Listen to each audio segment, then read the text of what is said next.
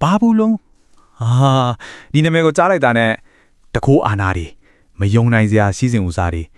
ပြီးတော့အဆုံးသတ်မှာတော့ပြတ်သွင်းသွားတဲ့ပုံရိပ်တွေအကုန်လုံးကိုမြင်အောင်မိကြမှာပါဒါမဲ့လေ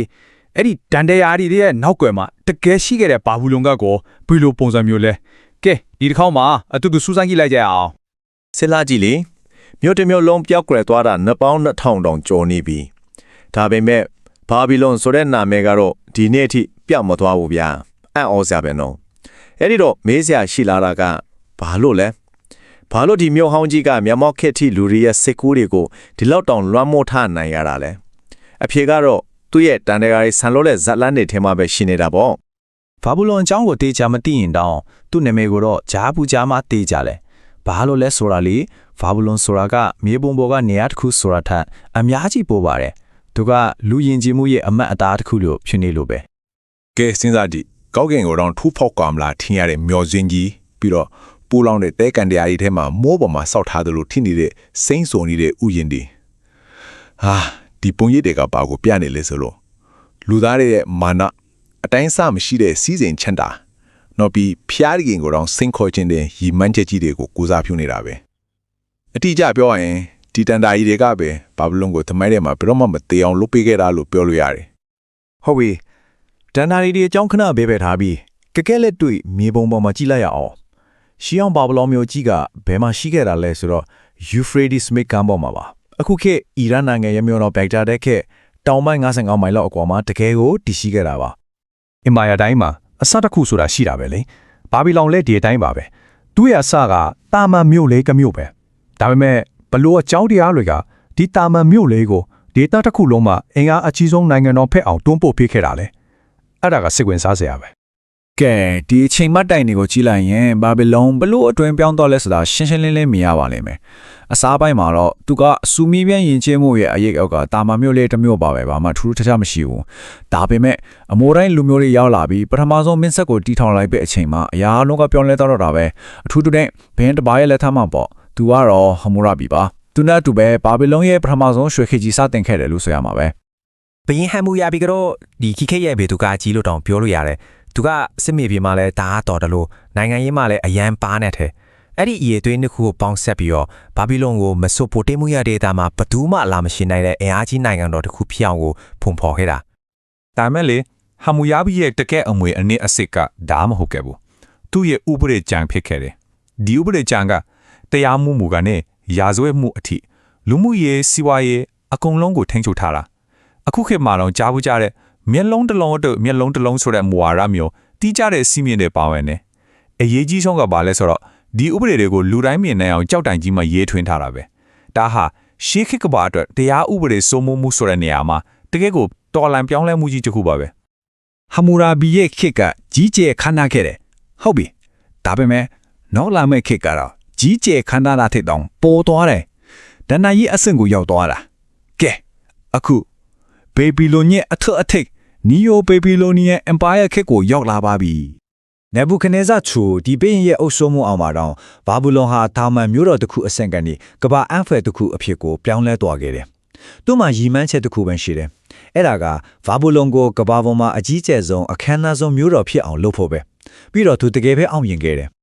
ကဲမျက်စိထဲမှာမြေရောင်ကြည့်လိုက်ပါလားနေရောင်အောက်မှာတလက်လက်တောက်ပါနေတဲ့အပြာရောင်အီစတာတကားကြီးတူပေါ်မှာချင်းသေးတဲ့ငကားရုပ်ကြွားလေးအပြည့်နဲ့ပြီးတော့မိုင်းမောင်းများစွာရှည်လျားရဲ့နှစ်ထပ်မျိုးရိုးကြီးတယ်အားလုံးထက်ချင်းရှားတာကတော့ပူလောင်တဲ့ကန်တာရလယ်မှာစိမ့်စုံနေတဲ့တန်တာရီလာမိုးပြန်ဥယျာဉ်ကြီးပေါ့ဟုတ်တယ်ဒ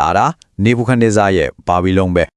မျိုးရဲ့အလဲဘူမှာပါရှိလဲဆိုတော့မာဒုတ်နာဘီဟာကိုယီဆူထားတဲ့အထက်ခုနှစ်ထက်နဲ့ဇီကူရတ်မြော်စင်ကြီးအီတမရန်ကီရှိနေတဲ့သူ့ရဲ့အမြင့်ကခမန်းချေပေ300လောက်ရှိမဲ့တဲ့ပေ300စဉ်းစားကြည့်ရှေ့ကအမှာဒီလောက်အမြင့်ဒီအမြင့်ကြီးကပဲဘာဘီလုံရဲ့အကြီးမှန်းချက်ကကောင်းကင်ကိုထီချင်လောက်အောက်ကြီးမားလဲဆိုတော့ကိုတက်တေပြားနေသလိုပဲဒါမဲ့ဘာဘီလုံရဲ့တန်ကိုအာနာမှာမောင်မိုက်တဲ့ပတ်တစ်ဖက်လက်ရှိခဲ့တဲ့အဲ့ဒါကတော့ BC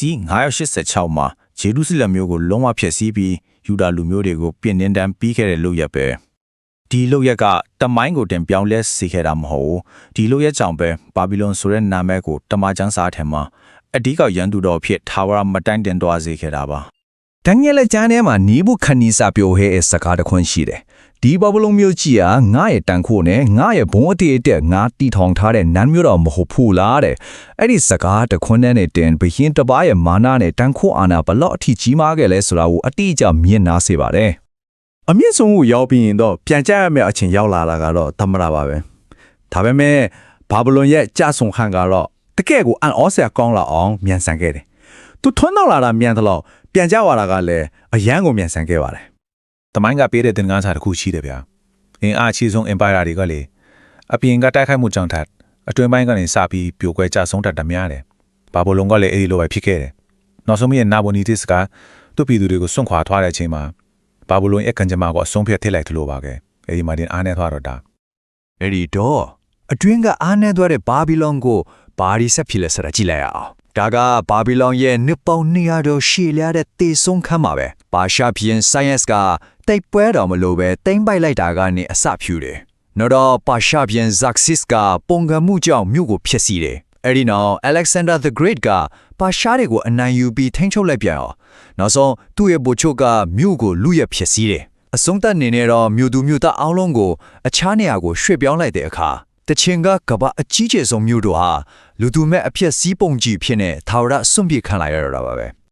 ဒီနိုင်ရှင်ချက်ကတော့အရာအလုံးကိုပြောပြနေလို့ပါပဲ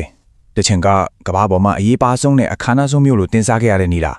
အခုတော့6ကပ်ပြီးဘာမှအရေးမပါတော့တဲ့အပြစ်စီးပုံနဲ့တကယ်ကို empire တွေတဲ့မမြဲခြင်းတရားကိုထင်ထင်ရှားရှားပြနေတာပဲ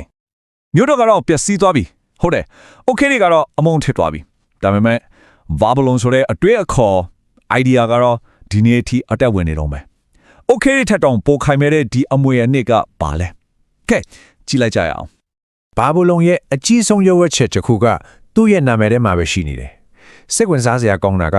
သူ့ရဲ့နာမည်မှာအထီးပဲနှမျိုးရှိနေတာပဲ Akkadian ဘာသာစကားအရဘာဘိုကနတ်ဖျားရဲ့တကားဆိုတဲ့အင်မတန်ခမ်းနားတဲ့အဓိပ္ပာယ်ရှိတယ်ဒါပေမဲ့ Hebrew ဘာသာစကားမှာကျတော့အတန်ထက်တူတဲ့စကားလုံးကရှုပ်ထွေးစေခြင်းလို့အဓိပ္ပာယ်ရပြန်ရောအဲ့ဒီအဓိပ္ပာယ်ကွဲလွဲမှုလေးကပဲတမန်ကျမ်းစာတွေကဘာဘလုံရဲ့ပုံကြီးကိုထာဝရပုံဖော်သွားခဲ့တာဒီလိုနဲ့တကယ့်တမိုင်းတွေကမြို့တော်ကြီးဟာတမန်ကျမ်းစာထဲမှာတော့အဆင့်ဆင့်ဖြောင်းလဲသွားတဲ့အဆင့်ထက်တဲ့အမတ်တင်ခဲ့တာတစ်ခုဖြစ်လာခဲ့တယ်ကဘာဦးချမ်းမှာဆိုရင်လူသားရမာနကိုပြတဲ့ဘယ်ရောမျောဆင့်ဖြစ်လာတယ် prophet ကျမ်းတွေထဲမှာတော့ဖျားသခင်ရဲ့တရားစီရင်ရဲ့လက်နက်ဖြစ်လာခဲ့တယ်နောက်ဆုံးဖျားတဲ့ကျမ်းမှာတော့မဟာဘာဘလုံဆိုပြီးတော့ဖျားသခင်ရဲ့နိုင်ငံတော်ကိုဆန့်ကျင်တဲ့ empire အားလုံးရဲ့မကောင်းမှုတွေကိုကိုးစားပြုတဲ့လျှို့ဝှက်နာမည်တစ်ခုဖြစ်သွားတော့တာပဲအဲ့တော့နောက်ဆုံးမေးခွန်းတစ်ခုမေးကြည့်အောင် empire ကြီးတွေပြိုလဲသွားတဲ့အခါတကယ်တမ်းဘာတွေကြံခဲ့သလဲမျက်စိနဲ့မြင်နိုင်တဲ့အဖြစ်စီးပုံတစ်ခုပဲလားဒါမှမဟုတ်မျက်စိနဲ့မမြင်နိုင်တဲ့ဒါပေမဲ့တန်ခိုးကြီးတဲ့တွေးခေါ်တစ်ခုလားဘာဘလုံရဲ့ဇလန်းကိုပြန်ကြည့်ရင်တော့အဖြေကနှစ်ခုလုံးဖြစ်နိုင်တယ်ဆိုတာကိုပဲတက်တည်ပြနေသလိုပါပဲ